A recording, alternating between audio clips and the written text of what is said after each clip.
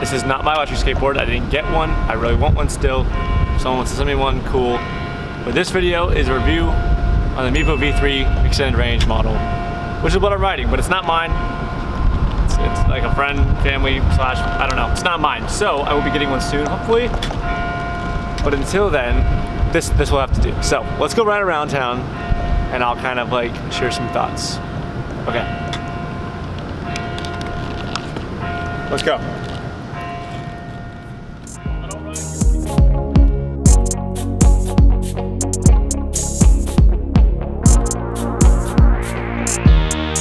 Yeah, so this is me riding the Meepo V3 extended range model. Don't know if you can see it or not, but I'm going downhill in a parking garage. This is scary. I shouldn't be doing this.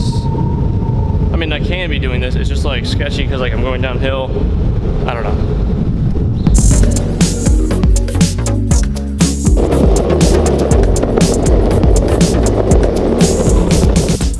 So, as I said, this board back here is the Meepo V3 extended range electric skateboard from Meepo.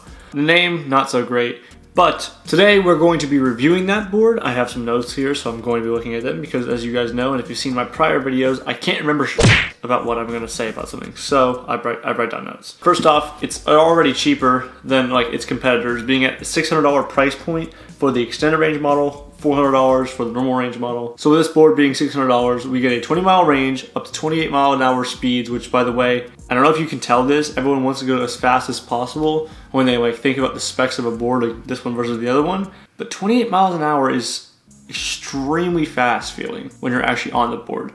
So you gotta keep in mind that like not only are you going to keep up with traffic at 28 miles an hour in a city, but you're probably gonna go faster than most of the city does because you don't have to stop technically at stoplights and stuff like that. But also 28 mile an hour on your feet when you're not strapped into something is like a whole lot different than 28 mile an hour in a car. So the fact that it goes 28 mile an hour to me is perfectly fine. I don't need to go faster. And I think it says it holds up to 340 pounds, something like that. So if you're a bigger person, if you just carry a lot of weight in your book bag plus you know what I'm saying? Like I have no problem with it. I'm obviously not a big guy, but for most people, for most situations, this board back here will cover your situation. Like as long as you have the balance, obviously, to ride an electric longboard at 28 miles an hour, you're good. All right, so real quick, I have the Meepo board back here.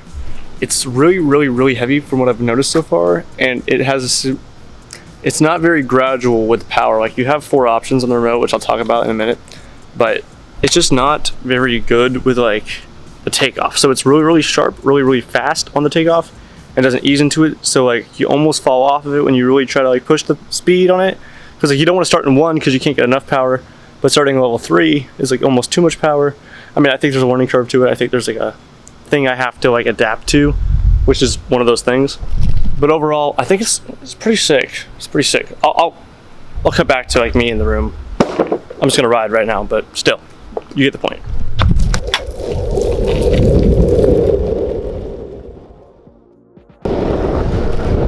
And this is a whole lot scarier than I thought it'd be to skate this thing downtown with the camera, with the remote, and try to like navigate in a place I don't really know very well.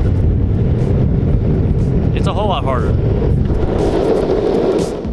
I'm rambling too much. My point being that this board for $600 to me is worth it, but it is a lot of money. Like it's a lot of money, and it's a really heavy, not very travel-friendly board. Like you can go travel around the city, but I wouldn't want to travel across the country with it. Like if I were to fly to New York, I wouldn't want to travel with that board there because not only would the weight requirement like be an issue on planes, but also just the physical size of it, and like personally wanting to lug it around, I wouldn't want to do that. So that's like my review. It's not too technical, like I said, it's not too much. I just wanted to like tell you about it. But all in all, like considering every aspect of the board, I'd buy it. I would recommend it to a friend. So with that, I'll see you guys next week or something like that. I don't know. Dude, the sun's in my face. I'm close to getting an apartment, by the way. I'm really close to getting one, so I'm happy about that. But that's the future, so until next time, I'll see you guys later.